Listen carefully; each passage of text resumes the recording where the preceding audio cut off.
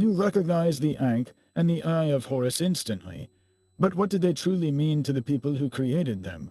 We are exploring 30 ancient Egyptian symbols whose complete significance remains a profound mystery, even to the world's leading Egyptologists.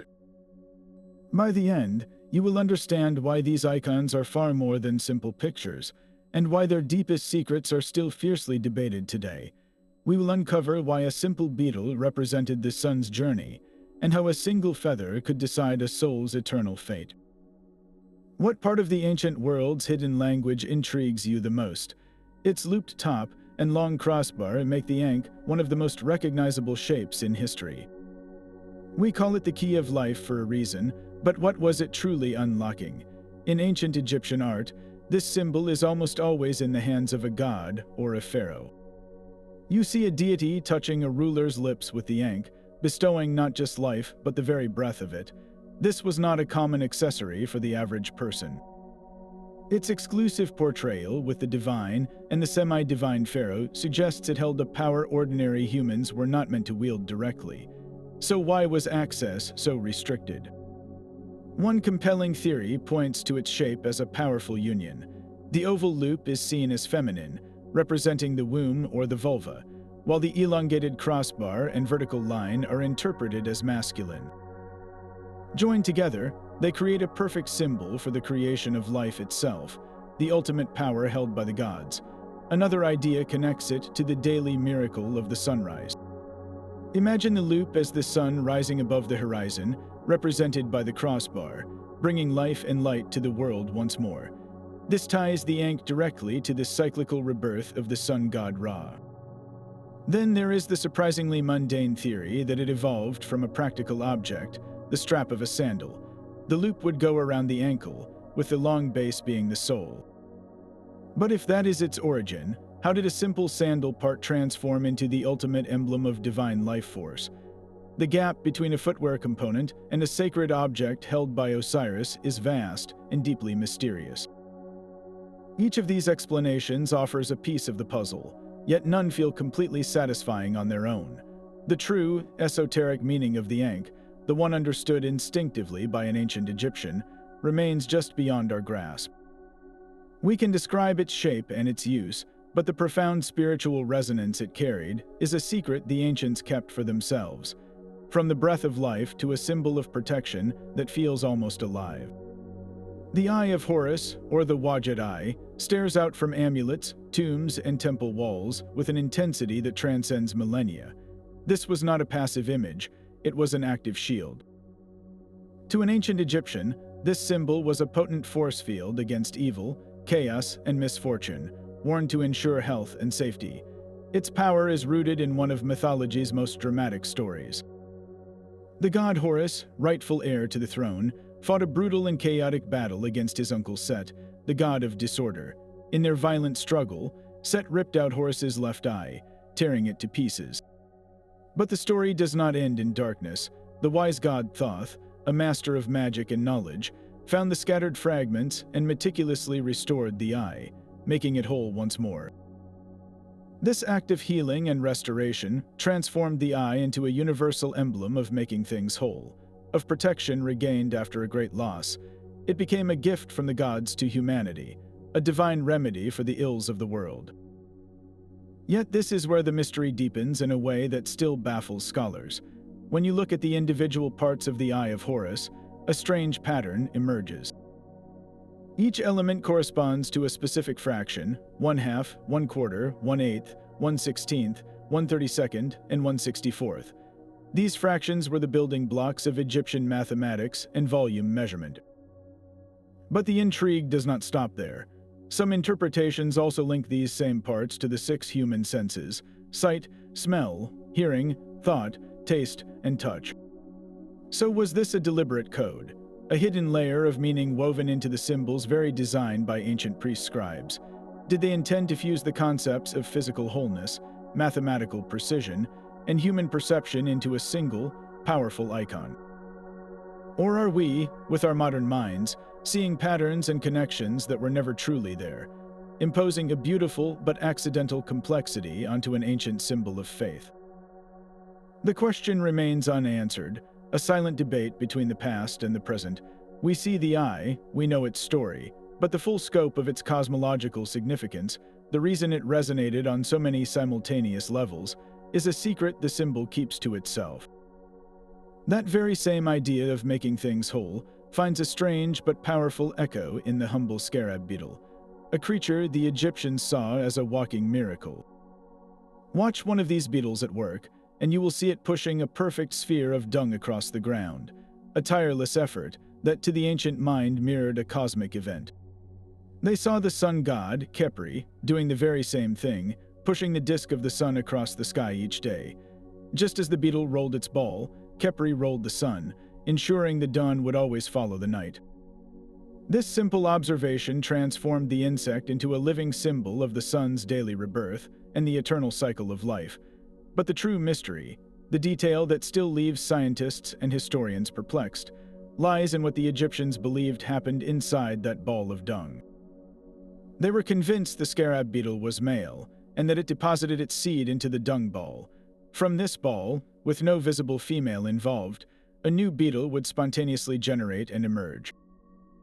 This was not seen as a simple biological process. It was nothing short of an act of self-creation. For a culture obsessed with resurrection and life after death, this was the ultimate metaphor. The scarab, born from its own substance from the dark, fertile earth, became the perfect emblem for the human soul, which they hoped would similarly transform and emerge reborn from the darkness of the tomb. The heart scarab amulet placed on a mummy's chest was not just for protection, it was a spell for this very transformation, a plea for the heart to be reborn. The central puzzle for us today is how to reconcile this beautiful, profound belief with our modern scientific understanding. We know the biological truth, that a female beetle lays an egg inside the dung ball. Yet for the Egyptians, the idea of spontaneous generation from primordial matter was a fundamental, observable truth that confirmed their deepest spiritual principles. They were not ignorant, they were interpreting the world through a different lens, one where the physical and the spiritual were inseparable. The scarab's power came from this perceived miracle, a cycle of death and rebirth played out in the dirt at their feet. The scarab's promise of rebirth from darkness finds its ultimate expression in one of Egypt's most stable and mysterious icons. The Djed pillar stands as a powerful, four-tiered column, an image of unshakable permanence carved into the very stone of temples and tombs. Its primary meaning seems clear. It was the backbone of the god Osiris himself, and by extension, a universal symbol of stability, durability, and resurrection. But this is where the certainties end and the deep mysteries begin. What was the original object that inspired this enduring form? One prominent theory suggests it was a stylized tree, perhaps a ceremonial pole around which rituals of renewal were performed. Another compelling idea points to a sheaf of grain, tied together in 4 distinct bundles. This interpretation connects powerfully to the myth of Osiris, a god of vegetation who was killed and dismembered, only to be resurrected, much like a seed that dies in the earth to bring forth new life. The Djed, in this view, is not just a spine, it is the very grain that symbolizes his return. Then there is the most literal explanation, that it is a direct representation of a human spinal column, the core of physical strength and the conduit for the life force that would be essential for rebirth in the afterlife. This debate over its origin is not just academic pedantry, it strikes at the heart of what the symbol was meant to convey. Was it a symbol of natural cycles, of architectural strength, or of bodily resurrection? The ancient Egyptians may have seen all these meanings woven together into a single, potent form. This complexity is mirrored in the most significant ritual involving the symbol, the ceremony of raising the Djed. This was not a quiet prayer, it was a massive, state-sponsored event, a public festival of profound importance. Priests and pharaohs would physically raise a great Djed pillar, an act that was far more than simple construction. It was a reenactment of the moment Osiris was resurrected by his son Horus, a magical gesture meant to stabilize the cosmos itself. In raising the pillar, they were not just honoring a dead god, they were actively ensuring the continuity of the kingdom, the fertility of the land, and the very order of the universe against the constant threat of chaos. The question that haunts modern scholars is what this act truly felt like to the participants. Did they genuinely believe they were propping up reality? Were they tapping into a spiritual energy they perceived as flowing through the backbone of the world? The physical action is recorded, but the full, transformative experience of the ritual, the wave of collective belief that would have swept through the crowd, is a dimension of the Djed's power we can only glimpse from afar. The Djed pillar's promise of cosmic stability finds a more intimate, yet equally potent, counterpart in the mysterious Tyet. Often called the Knot of Isis, this symbol looks at first glance like a close relative of the Ankh, but with its arms folded downward. Where the Ankh was a key, the Tyet appears more like a secure knot, a binding. Its connection to the goddess Isis is absolute, and it was frequently placed on the neck of a mummy, often fashioned from a blood-red stone like jasper or carnelian. This placement and color are the first clues to its profound, yet elusive, purpose. The ancient texts tell us it was linked to the blood of Isis, a phrase that echoes with power. Was this a reference to the magical spells Isis used to protect her son Horus, or perhaps to the blood of life she used to resurrect her murdered husband, Osiris? The red stone amulet, then, was not merely decorative. It was a concentrated vessel of the goddess's divine power, intended to magically safeguard the deceased on their perilous journey to the afterlife. But here lies the core of the mystery that scholars still grapple with. Why this specific shape, with its arms turned in? Some suggest it represents a knot used to secure the garments of the gods, a literal and magical binding that held protective power. Others see it as a stylized representation of female genitalia, linking it directly to Isis's role as the Great Mother and a source of life and regeneration, mirroring the life-giving properties attributed to her blood. This interpretation would make it a powerful feminine balance to the more masculine Djed pillar. Yet, without a definitive ancient manual explaining its esoteric design, we are left to piece together its meaning from context and ritual use. The Tyet was a tool of practical magic, its exact properties known only to the priests who consecrated it and the mourners who placed it with such care. We can understand its association with protection and blood, but the precise incantation it represented, the specific spiritual force it was meant to channel, remains locked within its folded form. It is a silent guardian, its deepest secrets tied as tightly as the knot it portrays. This binding of cosmic forces through a knot finds its grandest expression in the Sematoi. You see it carved on the thrones of pharaohs, a complex emblem where the heraldic plants of Egypt, the lotus and the papyrus, are intricately tied around a central pillar, often representing the windpipe and lungs. On the surface, its meaning is clear. It is the unification of the two lands. The papyrus stood for the lush, swampy Nile delta of Lower Egypt in the north, while the lotus represented the narrow, fertile valley of Upper Egypt in the south. This was the foundational political act, the creation of a single, powerful kingdom from two distinct regions. But to see it as merely a political logo is to miss its profound, and still debated, spiritual depth. The mystery is why these specific plants were chosen to carry such an immense cosmological weight. Both the lotus and papyrus are deeply rooted in Egyptian myth. The lotus was seen as the first thing to emerge from the primordial waters at the dawn of creation, a symbol of rebirth and the sun itself. The papyrus thicket was a place of hidden life and protection, associated with the goddess Djed. So when they are shown bound together, it is not just two geographic territories being joined. It is the binding of the fundamental dualities of existence, the desert and the fertile land, the north and the south, and perhaps even the masculine and feminine principles, into a single, harmonious whole. The central element, the trachea and lungs, ties this cosmic harmony directly to the breath of life. The true enigma lies in the act of binding itself. This was not a gentle joining, but a forceful, secure tying, a symbol of maintaining order against the ever-present threat of chaos. The ceremony of stretching the cord, where the pharaoh would ritually measure the foundation of a new temple, was directly linked to this symbol, physically enacting this divine order upon the earth. We can understand the components, but can we ever fully grasp the electrifying charge this symbol held for an ancient Egyptian? When they saw the Sematoi, they did not just see a map, they saw the very principle of Ma'at, of cosmic balance, made manifest. They saw the promise that their world would not fly apart, that life would continue in its proper rhythm. The specific magical potency of that entwined knot, the reason this particular configuration was believed to hold the universe together, is a secret the symbol has kept tightly bound for millennia. That same binding of cosmic order finds a simpler, yet equally profound, shape in the Shen ring. This is a circle of rope, tied with a straight line at its base, an image of perfect, unending protection. You often see it held in the talons of powerful falcon deities like Horus, who presents it as if offering the greatest gift imaginable, the promise of eternity itself. The true mystery of the Shen lies not in its form, which is beautifully simple, but in its specific and powerful application. This protective loop was drawn to encircle the written names of pharaohs, creating a sacred, magical barrier around their identity. To understand a name in ancient Egypt was to hold power over the thing itself. A name was not just a label. It was the very essence of a person or a god, a core component of their soul.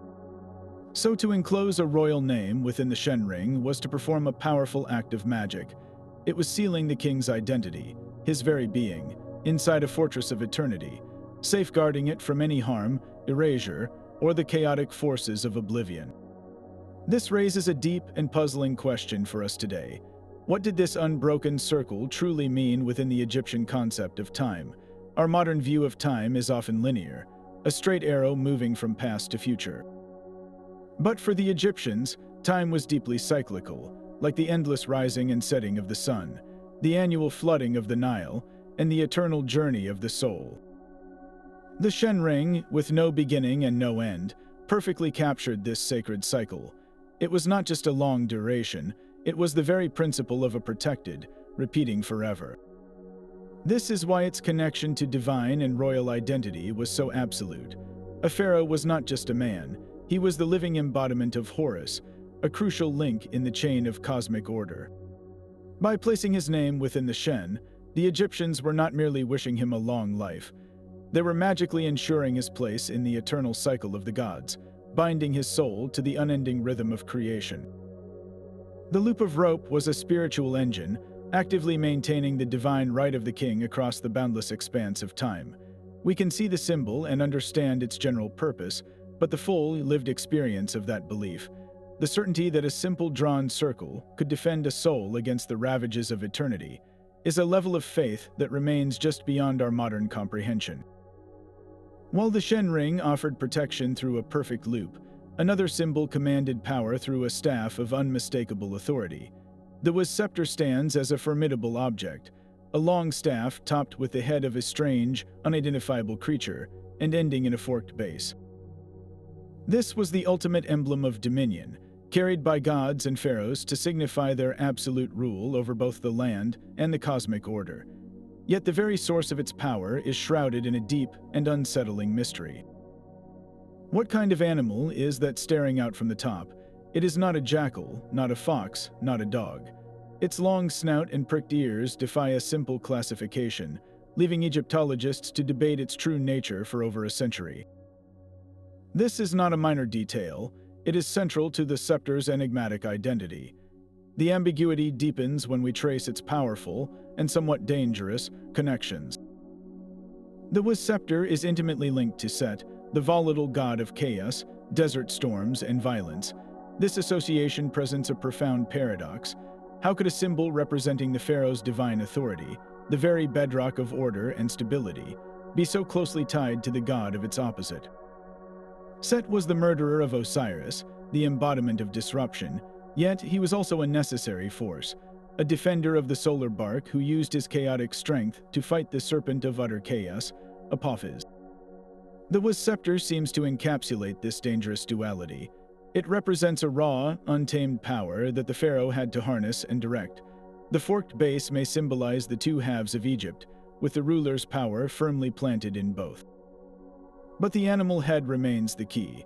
If it is a mythical Set animal, then the scepter is a constant reminder that true dominion requires the controlled application of even the most chaotic forces. It is the power to command the storm itself, not just to enjoy the calm.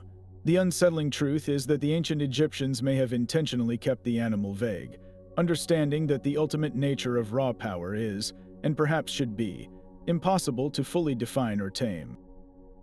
We can see the scepter and understand it signifies rule, but the specific, primal energy it was believed to channel from the chaotic realms of the divine remains locked within its mysterious form.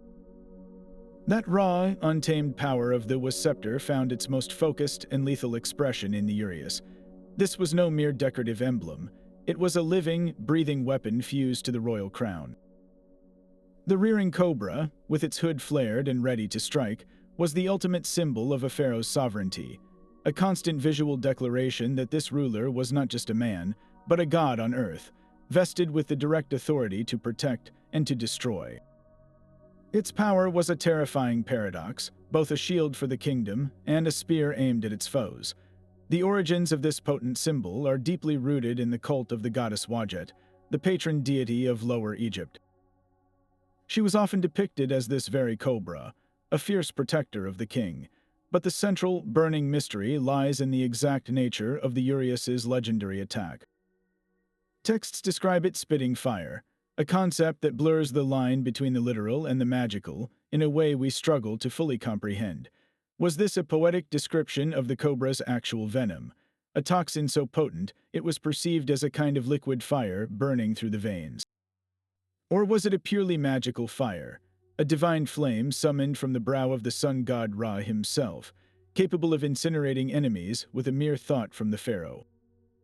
This was not a simple either-or question for the ancient Egyptians. Their world did not separate the physical from the spiritual so neatly.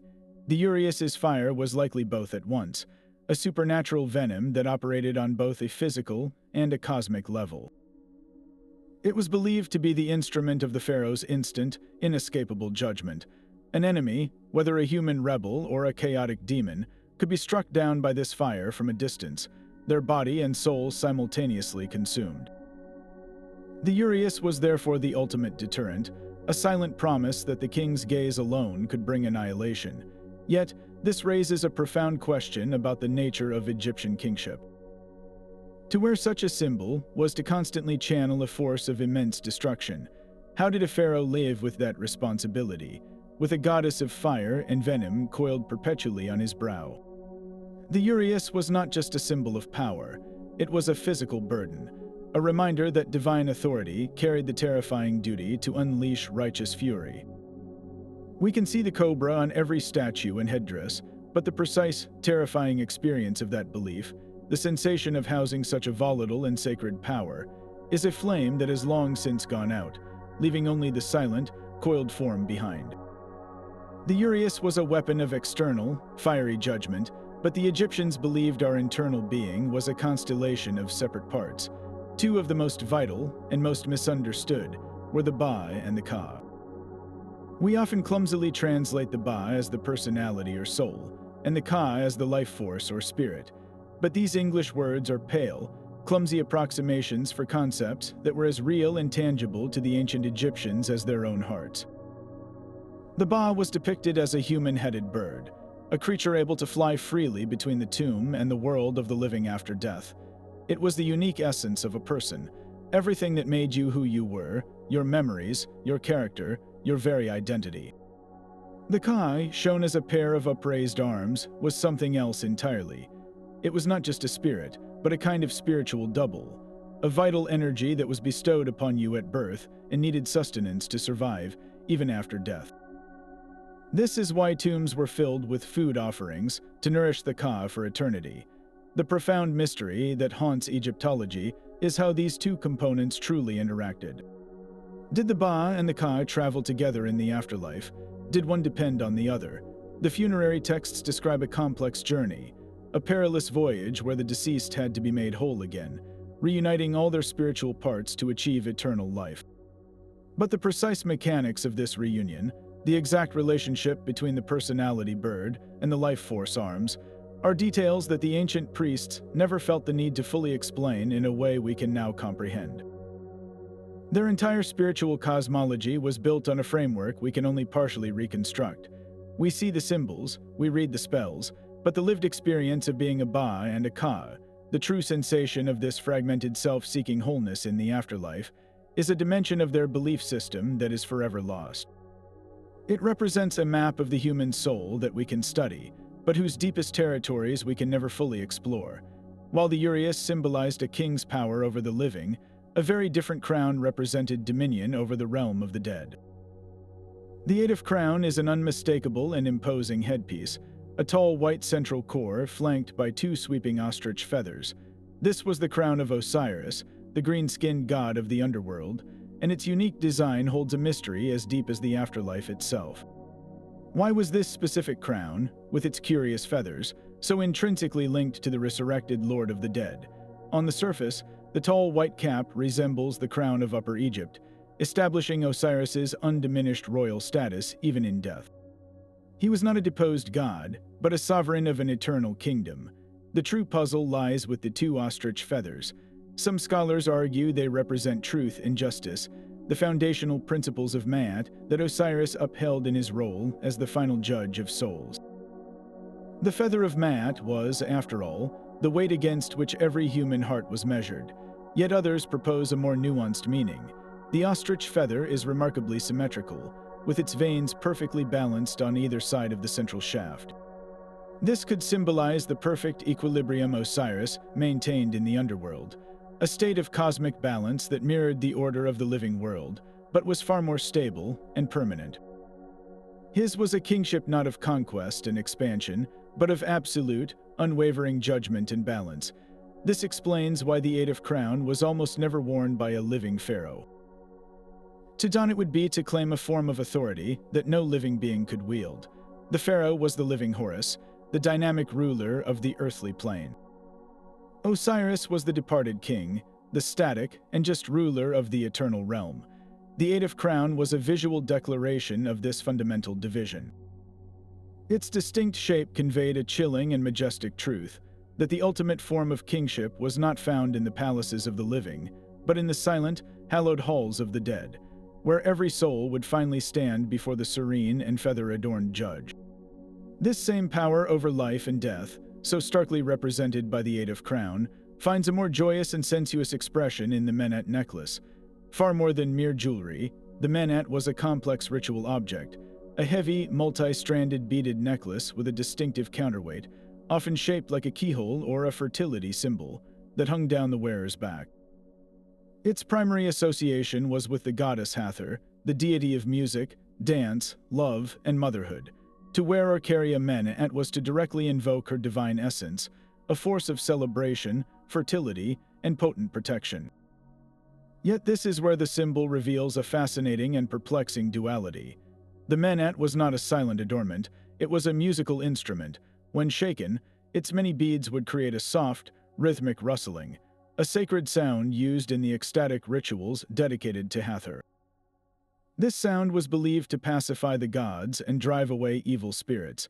So we have an object that symbolizes fertility and birth, that is shaken to create a joyful noise in celebrations of life, and that is also found in tombs, placed with the dead to ensure their rebirth and vitality in the afterlife. The central mystery is how these concepts, joy and death, were so seamlessly intertwined. How did the sound of a rattle, used in festive dances, become a key to eternal life? The connection likely lies in the Egyptian understanding of cyclical renewal. Hathor was not just a goddess of earthly pleasures. She was also a celestial nurse who welcomed the deceased into the afterlife, offering them sustenance and renewal. The life-giving power she represented, the same power that created new human life, was the very force needed to regenerate the soul. The shaking of the Ma'at, then, was not just for partying, it was a magical act. Its sound was a vibration that stirred the cosmic forces of creation, a rhythmic invocation of Hathor's power that could protect a woman in childbirth just as effectively as it could awaken a spirit in its tomb. The beads themselves may have represented abundance, countless drops of life giving water or seeds of grain. The profound puzzle for us is reconciling the object's tangible, joyful use with its profound esoteric function. We can understand its components, but can we ever truly feel the spiritual charge that ancient Egyptians felt when they heard its rustling rhythm? A sound that simultaneously meant celebration, protection, and the promise of life after death. The Ma'at holds its secret tightly, its beads silent until the hands of a priestess or a mourner gave them voice. These twin scepters, the Crook and Flail, crossed upon the chest of every pharaoh, present in immediate and powerful contradiction.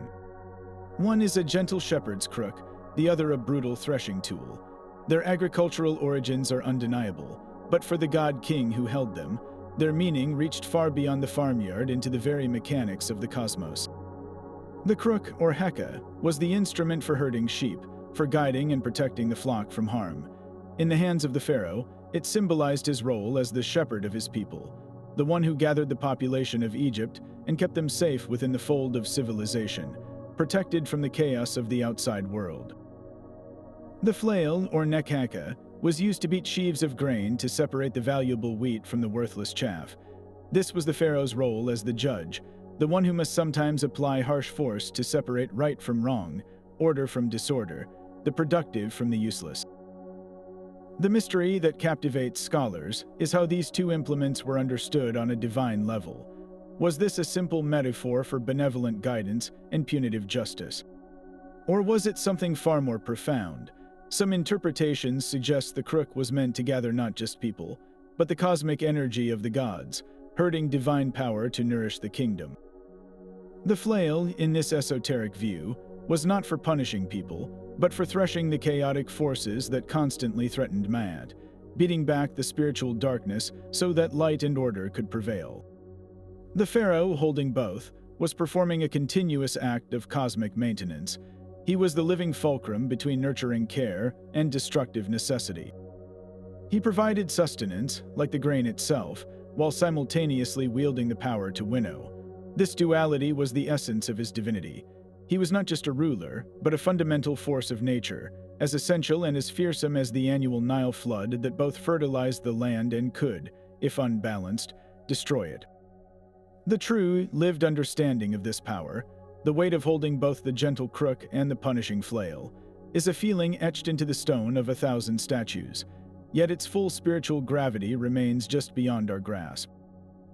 That same promise of rebirth finds one of its most beautiful and enigmatic forms in the lotus flower. Rising pristine and perfect from the dark, muddy waters, the lotus was not just admired for its beauty, it was seen as a direct blueprint for the universe itself. The Egyptians primarily revered two types, the radiant white lotus that opened its petals to the sun, and the elusive blue lotus, which held a secret all its own. In the most profound creation myth, the world began in a boundless, dark ocean of nothingness. From these silent, primordial waters, a single giant lotus emerged, its bud holding unimaginable potential. As its petals slowly unfurled for the very first time, the sun god himself, often in the form of a child, was revealed sitting at its heart. This was the first dawn, the moment light and life burst forth from chaos. Every day, the opening of the lotus flower reenacted this cosmic event, a living symbol of the sun's rebirth and the eternal victory of order over darkness. But the mystery of the lotus, particularly the blue lotus, deepens far beyond this beautiful allegory. Many scholars point to a startling and controversial theory, that this flower possessed mild psychoactive properties. When steeped in wine, the blue lotus was said to induce a state of calm euphoria and heightened spiritual awareness. Could this explain its pervasive presence in religious rituals, festival scenes, and even tomb art? Was the lotus not just a symbol of spiritual awakening, but a tangible tool to achieve it? Did priests and initiates consume a sacred brew to commune with the gods, to experience a vision of that first sunrise from within the flower's glowing heart? This idea remains hotly debated, as there is no definitive textual evidence describing such rituals. The ancient Egyptians may have understood the flower's effects on the human mind as a form of divine possession, a sacred intoxication that blurred the line between the mortal world and the realm of the gods. The true, lived experience of the lotus in their ceremonies is a fragrance lost to time. Were they simply inspired by its natural cycle of life, death, and rebirth, or were they actively using its chemistry to open a door to the divine? The lotus floats serenely in the art, its petals open, but the full secret of its power over the ancient Egyptian soul remains tightly held within its golden center. Towering over the temple gates, the obelisk is a stone blade cutting into the sky. This was no ordinary monument, it was a petrified ray of the sun god Ra, a solid beam of divine light captured forever in red granite. Its four sides, meticulously aligned with the cardinal directions, anchored the cosmos, while its gleaming pyramidion cap, sheathed in electrum, was the first part of the structure to catch the dawn's light, blazing as if the sun itself had come to rest upon the earth. We can marvel at the Herculean effort of quarrying a single 1,000-ton block, moving it hundreds of miles down the Nile, and erecting it with breathtaking precision. Yet the true, enduring mystery is not how they did it, but why they placed them with such exacting purpose. Why were they almost always erected in pairs, flanking the entrance to a temple's inner sanctum? Egyptologists see them as more than just solar symbols. They were a gateway, a transitional threshold between the profane world outside and the sacred space within. To walk between them was to pass from the realm of the mundane into the presence of the divine, but the layers of meaning run even deeper. Their precise alignments suggest they functioned as giant astronomical instruments. The shadows they cast at different times of the year could have marked solstices, equinoxes, and important religious festivals, turning the entire temple complex into a colossal sundial. This intertwining of astronomy, architecture, and religion was a hallmark of Egyptian thought, where the orderly movements of the heavens were directly mirrored in the ordered rituals on earth. So what was the complete message encoded in these paired stones? Were they two separate rays of the sun, or did they represent the dual nature of the pharaoh's power, balancing the earthly and the celestial? Perhaps they were the physical manifestation of the horizon, the place where the sun is born each morning and dies each night, making the temple entrance a perpetual site of creation.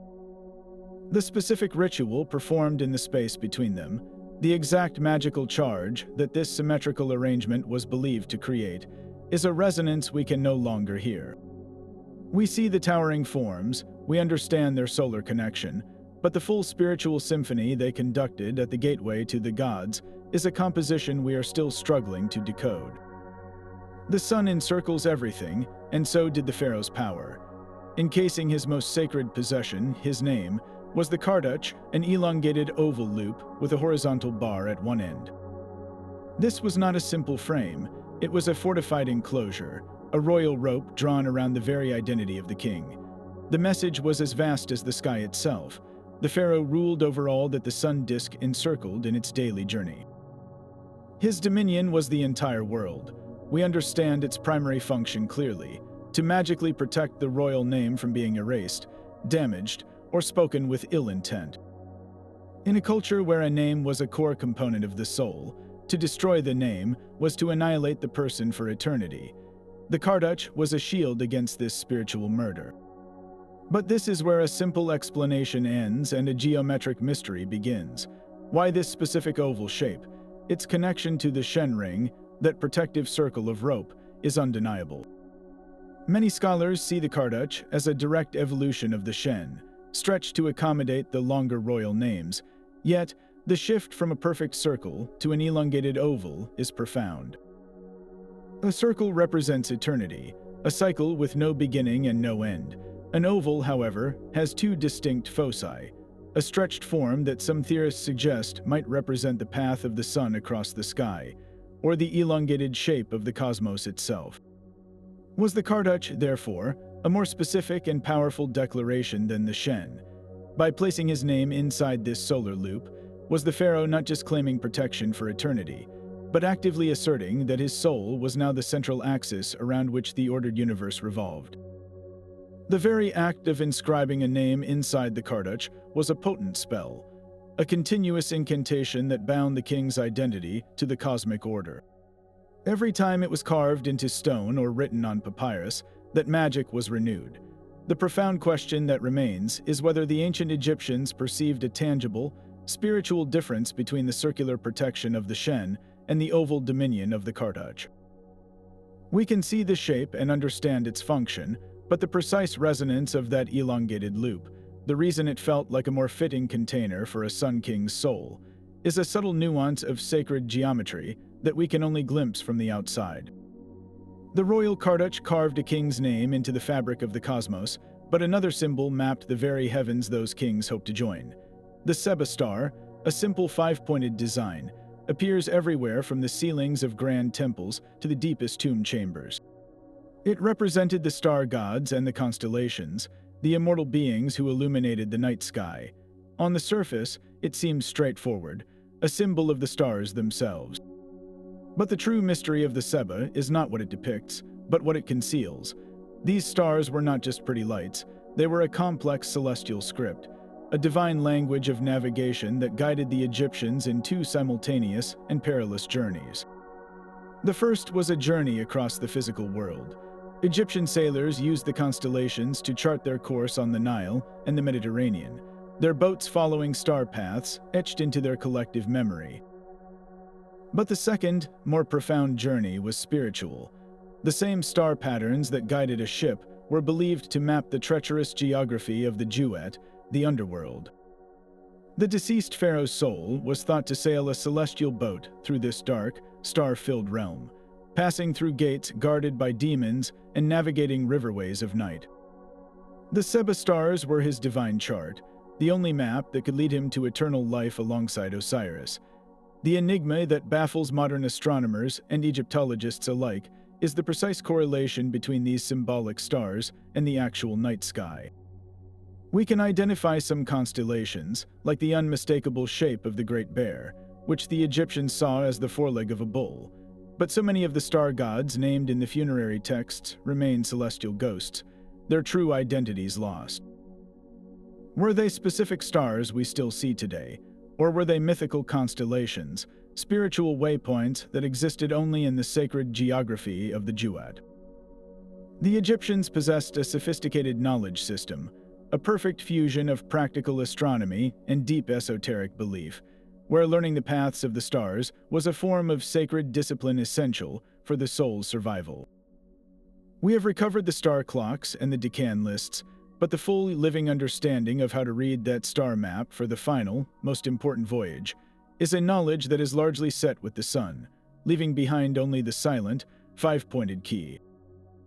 That single star guiding the soul's final journey found its ultimate destination in the Hall of Two Truths, where the weight of an entire life was measured against a single, perfect feather.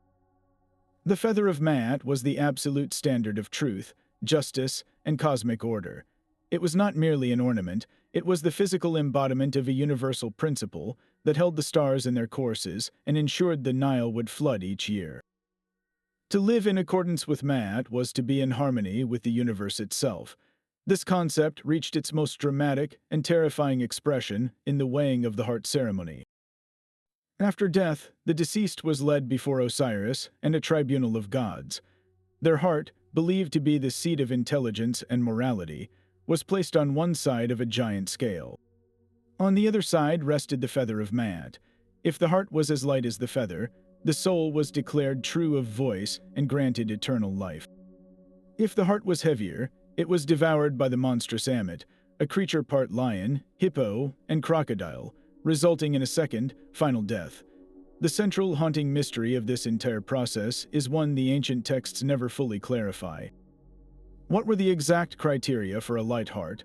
We know the deceased would recite a lengthy confession, a negative confession, listing 42 sins they had not committed. I have not stolen, I have not lied, I have not caused anyone to weep, but was it simply a checklist of avoided transgressions? The philosophical depth of Ma'at suggests something far more profound. A heart heavy with guilt, jealousy, or selfishness would surely sink the scale. But what about a heart burdened by regret, or one that carried the weight of a necessary, but painful, decision? The feather did not just measure a list of bad deeds, it measured the essential purity and balance of a person's character. It was a test of one's fundamental alignment with cosmic harmony. This is why the full moral weight of this feather is something we can only approximate today. We can understand the concept of a judgment, but can we ever truly grasp the Egyptian definition of a balanced soul? The feather was the ultimate measure of a life's worth, a standard so perfect and so simple that its true requirements remain one of history's most profound and unspoken secrets. That same feather of ultimate truth finds a powerful echo in a bird that was born from fire and silence. The Bennu bird, a magnificent heron-like creature, was far more than just another animal in the Egyptian pantheon. It was a living embodiment of the sun, a force of creation, and the very soul of the god Osiris, a being whose solitary existence held the secret to cyclical time itself. Its cry was said to be so beautiful it marked the beginning of time, and its life cycle became the blueprint for the legendary Greek phoenix. Yet the origins of this celestial bird are as mysterious as the moment before dawn. One of the most compelling theories places its birth at the very beginning of everything. According to the creation myths of Heliopolis, the world began when a single mound of earth, the Benben stone, rose from the endless, dark waters of chaos. It was upon this first, primeval piece of land that the Bennu bird alighted, letting out its inaugural cry that shattered the silence and set creation in motion. This is why the bird's name, Bennu, so closely resembles the word for this mound, Benben. Was the bird the spirit of the mound itself, the conscious will to create given feathered form? This connection makes the Bennu not just a participant in creation, but an active catalyst. Its solitary nature is another profound puzzle. This was not a bird of flocks, but a unique, self-created being. It was said to live for centuries, perhaps even for the duration of a cosmic cycle, before meeting its end in a fiery nest of aromatic twigs, only to rise again, renewed, from its own ashes. This perfect cycle of death and rebirth made it the ultimate symbol of resurrection, mirroring the sun's daily death at sunset and rebirth at dawn, and Osiris' death and restoration in the afterlife. But what did this profound solitude truly mean to the Egyptian mind? In a culture so focused on community and the afterlife as a social continuation, the Bennu's eternal loneliness is striking. It suggests a being so complete in itself that it needed no other, a self-perpetuating engine of the cosmos. It was the keeper of time, the marker of eras, a living clock whose lifespan measured the turning of vast, celestial gears. The central mystery that remains is how the priests of Heliopolis understood the bird's connection to the soul.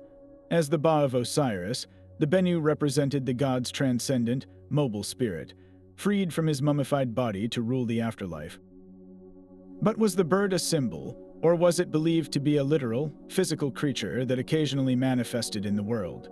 The lines between myth and ornithology were beautifully, intentionally blurred. We can trace its influence to the phoenix, we can read the spells that invoke its power, but the full spiritual resonance of hearing its legendary cry, a sound that supposedly launched existence, is a vibration we can no longer feel, a secret carried on wings of fire and time. That same fire of the Bennu bird found its home in the space between two worlds. The Akhet horizon is where the sun was born each morning and where it died each evening, a perpetual gateway of transformation. We see it depicted with elegant simplicity as the sun disk cradled perfectly between two mountains, but this was far more than a landscape. It was a metaphysical threshold, the ultimate liminal space where the earthly and the divine, the living and the dead, touched for a fleeting, magical moment. For the soul of a deceased Egyptian, reaching the Akhet was the entire objective of the perilous afterlife journey. This was not a final resting place, but a site of perpetual becoming. The mystery that captivates us today is the profound nature of this transition. Why was this state of in-betweenness so desirable? The Egyptians saw it as the only place where true regeneration could occur. Just as the sun was renewed each time it passed through this gateway, the human soul would be remade, its spiritual substance transformed to exist eternally among the gods. This is why the pyramids themselves, with their soaring peaks aiming for the sky, were not just tombs.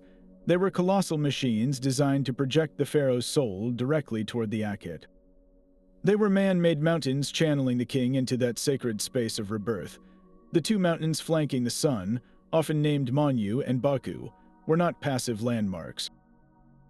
They were the guardians of this passage, the pillars between which the sun god had to navigate each night to be reborn at dawn.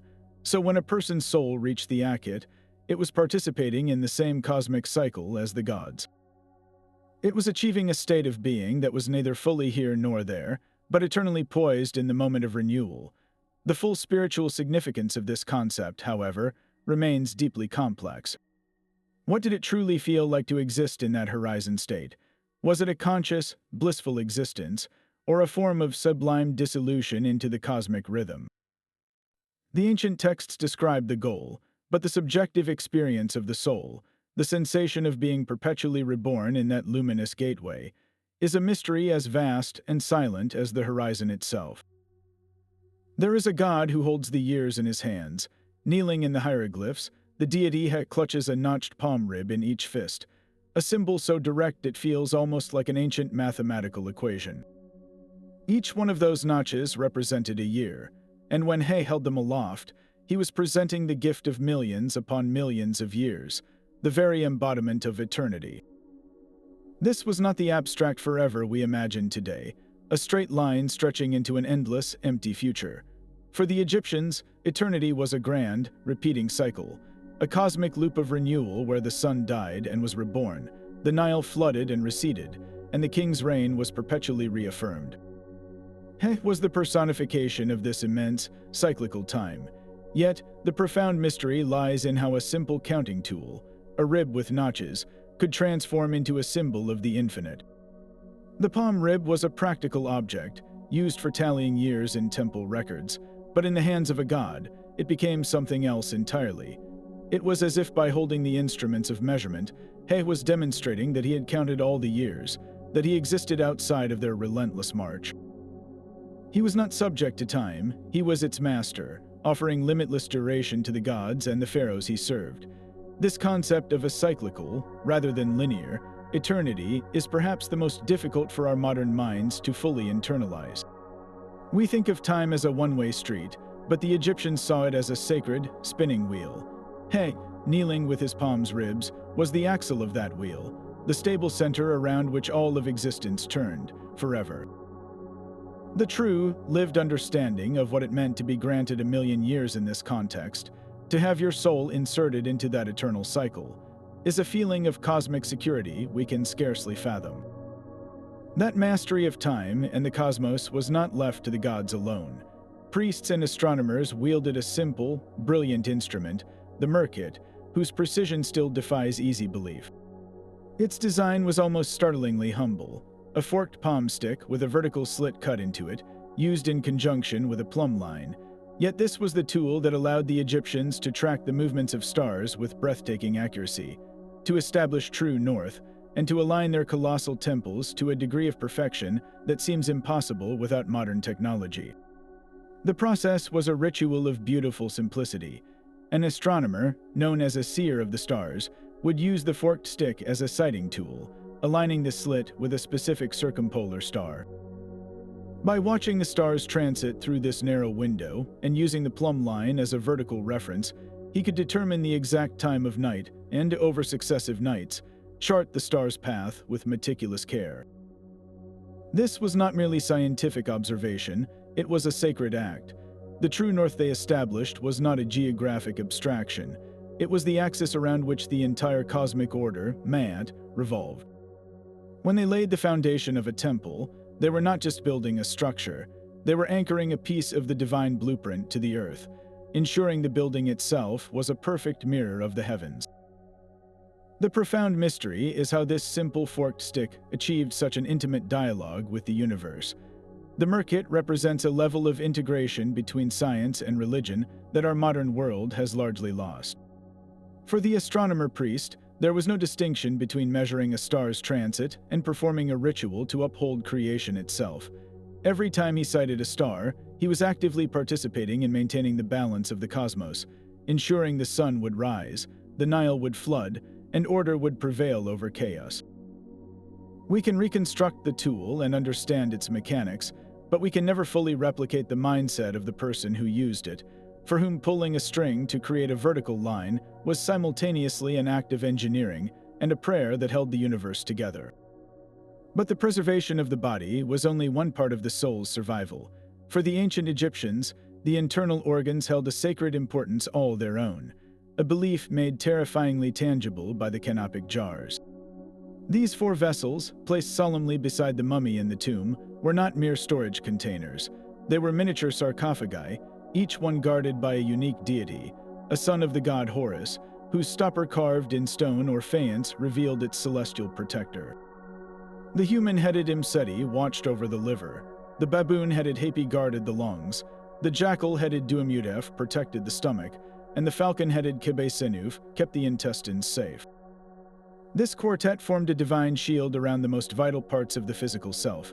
Yet here lies a profound and often overlooked mystery, one that reveals the Egyptian belief system was not a single, unchanging doctrine, but a living, evolving tradition full of debate and contradiction.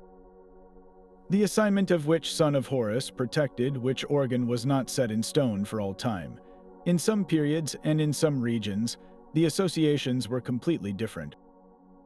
You might find texts or tomb layouts where Duamudef, the jackal god, is linked to the lungs instead of the stomach, or where Hapi, the baboon, is given charge of the intestines. This inconsistency is baffling. If this was a precise, divine blueprint for the afterlife, why would the sacred assignments shift and change? The answer points to a deeper truth about Egyptian religion. It was not a monolithic faith handed down from a single source. Different cult centers, like those in Heliopolis, Thebes, and Memphis, developed their own theological interpretations and ritual practices over centuries. The priests in one city might have had a different understanding of the symbolic connection between a deity and an organ than their counterparts in another. Perhaps they believed the jackal, a creature of the desert and death, was better suited to guard the stomach, an organ that processed food for life. Or maybe the baboon, associated with the god of wisdom, Thoth, was thought to have a special connection to the breath of the lungs, the vehicle for speech and intelligence. This lack of uniformity is not a sign of carelessness, but of a vibrant, intellectual faith where the relationship between the physical body and the spiritual cosmos was a subject of ongoing exploration. The canopic jars, therefore, are more than a set of ritual objects. They are a silent archaeological debate. They ask us a difficult question: can we ever truly pin down a single, definitive meaning for any Egyptian symbol, when the people who created them were themselves constantly reinterpreting their own profound connection to the gods? While the gods offered protection from the grand forces of chaos, the Egyptians also sought a more personal, intimate shield. This brings us to the Sa, a symbol so simple in form yet so profound in its mystery. It looks like a rolled-up bundle of papyrus, the kind that might have been used as a primitive life preserver on the Nile. But in the hands of a deity, this simple shape transformed into a potent emblem of safeguarding. You see it constantly in tomb paintings and temple reliefs, cradled by gods like Tyet, the hippopotamus goddess of childbirth, or offered to the pharaoh as a divine gift. Its meaning as a general sign of protection is clear, but the precise nature of that protection is a puzzle that continues to intrigue scholars. What specific dangers was the Sa meant to ward off? Its frequent association with Tyet and other household deities suggests a focus on the vulnerabilities of life itself, the perils of childbirth, infancy, and the domestic sphere. It may have represented a magical bubble of safety, a spiritual life preserver guarding the soul against the chaotic currents of misfortune. This belief was made tangible through amulets. Small Sa symbols, carved from faience or semi-precious stone, were worn by the living, especially by women and children, and were placed within the mummy's wrappings to protect the deceased on their journey. The central enigma is the source of its power. Why did this particular shape, reminiscent of a tied roll of papyrus, come to embody such a vital concept? Papyrus itself was associated with new life, growing in the fertile marshes, and its bundled form may have symbolized the idea of being bound up and kept secure, safe from harm. The very act of tying the papyrus could have been seen as a magical act of binding protection, but the exact incantation it represented, the specific spiritual frequency it was tuned to, remains unknown. Was it a general shield, or did it specialize in protecting the breath of life, given its hollow, tube-like form? The Sa amulet was a personal charm, its quiet power known intimately to the mother who fastened it around her child's neck, or the priest who nestled it within the linen bands of a mummy. We can see its shape and understand its context, but the whispered prayer that was infused into every carved Sa, the full feeling of security it gave to an ancient Egyptian, is a form of magic that has faded into silence. That simple, personal protection of the Psi amulet finds its ultimate expression in the most iconic royal garment of all. The Neem's headdress, with its bold stripes of blue and gold, and its two heavy lappets falling over the shoulders, is the very face of Egyptian kingship, immortalized for eternity on the Great Sphinx of Giza. We instantly recognize it as the crown of a pharaoh, a clear and powerful badge of office. Yet, for such a universally recognized symbol, its deeper symbolic language remains curiously unspoken in any surviving text. The ancient Egyptians never felt the need to write down a manual explaining why it looked the way it did. The mystery lies in the specific design choices, the meaning behind those alternating stripes, and the purpose of the two fabric panels that frame the royal chest. One of the most compelling theories connects the Neems directly to the raw power of the lion. The way the striped cloth is often depicted, tight across the brow and flaring out over the shoulders, bears a striking resemblance to the majestic mane of a male lion. This was not a casual comparison. The lion was the ultimate symbol of untamed strength and sovereign authority in the ancient world. By wearing this stylized mane, the pharaoh was visually transforming into the king of beasts, embodying the lion's ferocity in battle, its protective role over the pride, and its absolute dominance over the natural world. This connection is powerfully reinforced by the Sphinx itself, a literal fusion of a pharaoh's head and a lion's body. But there is another, equally potent layer of meaning woven into the fabric. The dominant use of blue and golden yellow stripes is deeply suggestive of solar symbolism. Blue represented the lapis lazuli of the night sky and the life-giving waters of the Nile, while gold was the flesh of the gods and the blinding light of the sun. The alternating bands could represent the unification of these two realms, or perhaps the rhythmic, striped pattern of sunlight and shadow, a daily reminder of the solar cycle the pharaoh was sworn to uphold. So, was the Neems a declaration of leonine power, a solar manifesto, or both simultaneously? The two lappets hanging over the shoulders add to the enigma. Were they merely decorative, or did they serve a ritual purpose, perhaps symbolizing the two halves of Egypt now united under the king's head? The truth is, the Neems was likely a dense concentration of multiple powerful ideas. It presented the pharaoh as the earthly lion and the solar deity, the unifier and the absolute ruler. But the precise spiritual charge that an Egyptian citizen felt when they looked upon those stripes, the full, unspoken understanding of what the headdress meant, is a royal secret the Sphinx has kept for 5,000 years. Long before a single pharaoh ruled the Nile, two crowns already held sway over the land. The stark white Djed crown, a tall, bulbous cap, was the sovereign emblem of Upper Egypt in the south. Its counterpart, the Deseret, was a curious, high-backed red crown with a tall, coiled projection, the symbol of Lower Egypt in the north. We know they came to represent a unified kingdom, but the original, primal power they held in the deep pre-dynastic era is a mystery that predates history itself.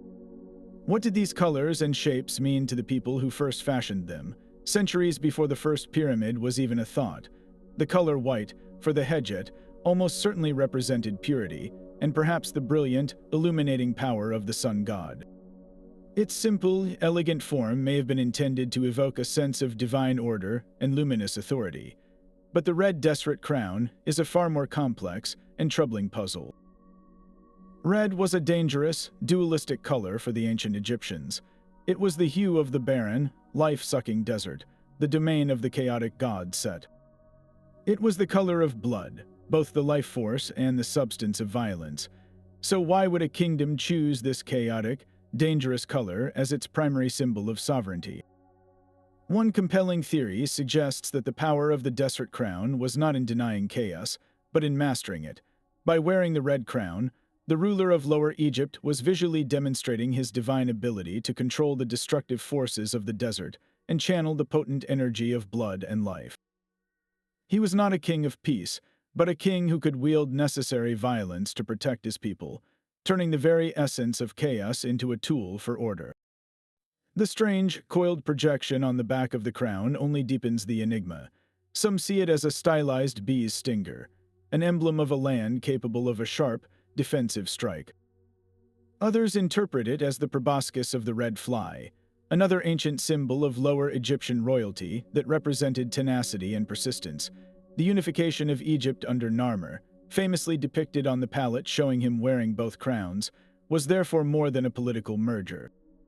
It was a cosmic balancing act, the fusion of the luminous, ordering power of the white south with the controlled, chaotic potency of the red north. The pharaoh became the living embodiment of this perfect equilibrium.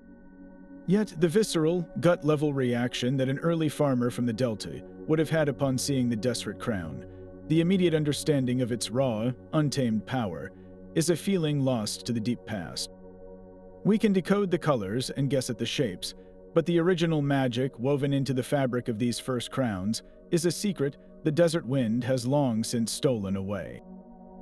The transition from royal crowns to the final resting place of the nobility reveals a mystery carved in wood and gold. The Rishi sarcophagus emerges from a turbulent era, its entire surface covered in a beautiful, intricate pattern of feathers. The name itself, Rishi, comes from the Arabic word for feathered, a direct description of its most striking feature. This was not merely a decorative choice, it represented a sudden and profound shift in how the Egyptians envisioned the journey to the afterlife. For centuries, coffins were inscribed with texts and maps of the underworld, but during this period, the focus turned dramatically to these enveloping wings. The central puzzle that divides Egyptologists is the feather's fundamental purpose. Were they meant to depict the protective wings of a goddess like Nut or Isis, sheltering the deceased in a divine embrace as they slept? Or were they intended to magically transform the dead person into a winged being themselves, a literal fusion of human and bird, ready to take flight? This second interpretation connects powerfully to the concept of the Ba, that human-headed bird symbolizing the soul's mobile personality. A coffin covered in feathers could be seen as a magical shell, a catalyst designed to activate the soul's ability to fly free from the tomb and navigate the heavens. Yet this artistic trend was remarkably brief, flourishing for only a few generations before vanishing.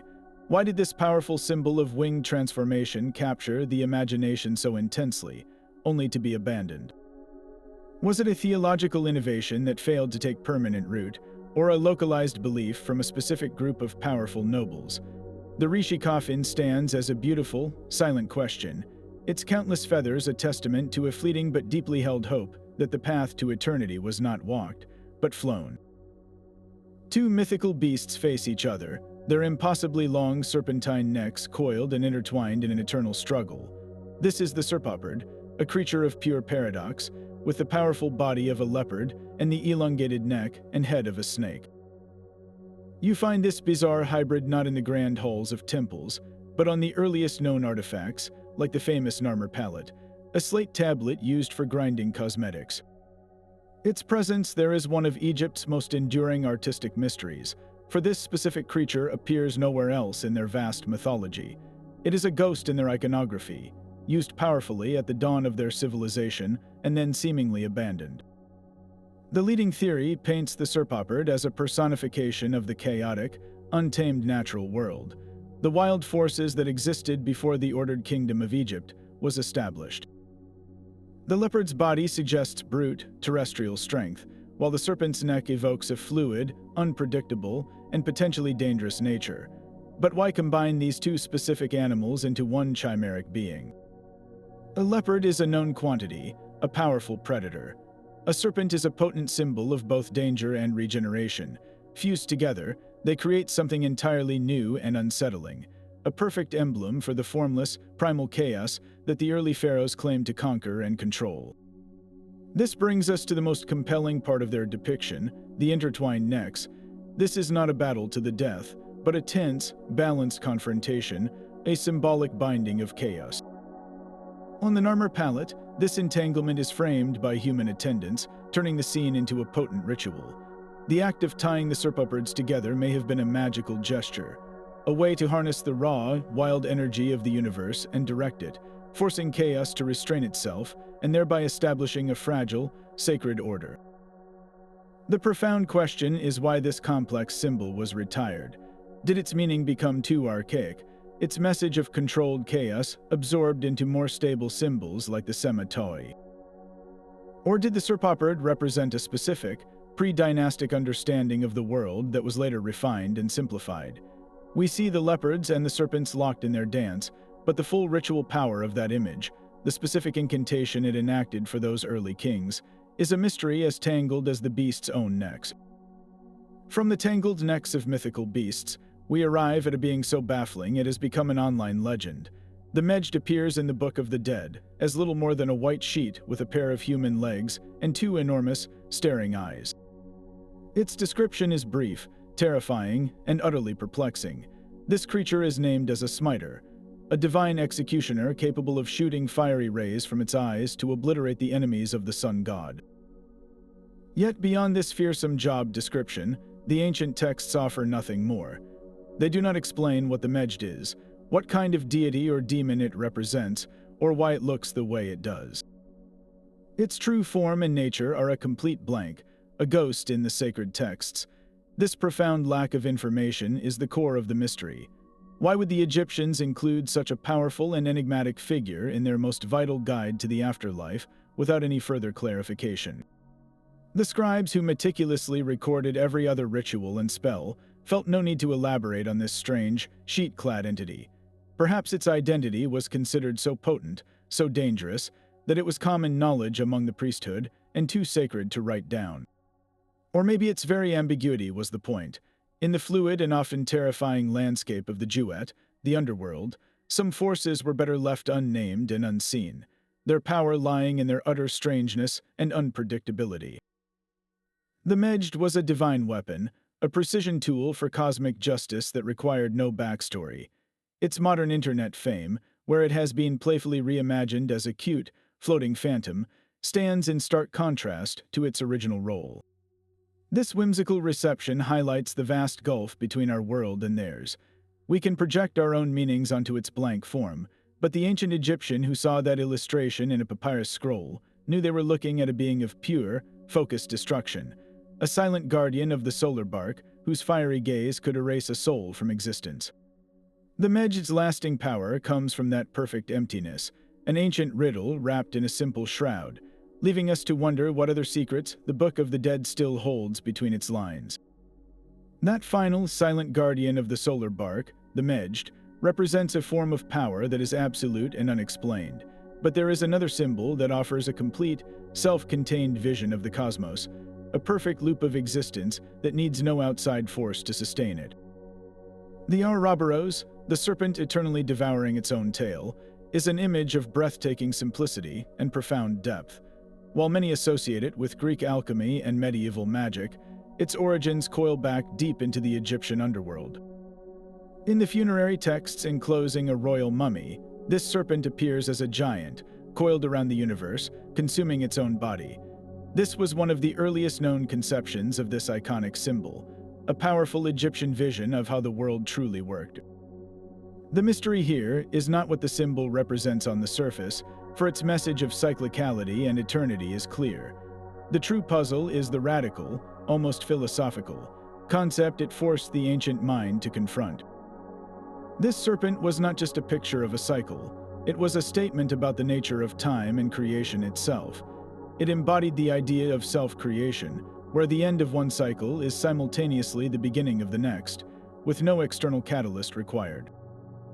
The serpent, by eating itself, is both the destroyer and the nourisher, the consumer and the consumed. It is a closed system, a perfect, self-sustaining engine of the cosmos that needs no god to wind it up.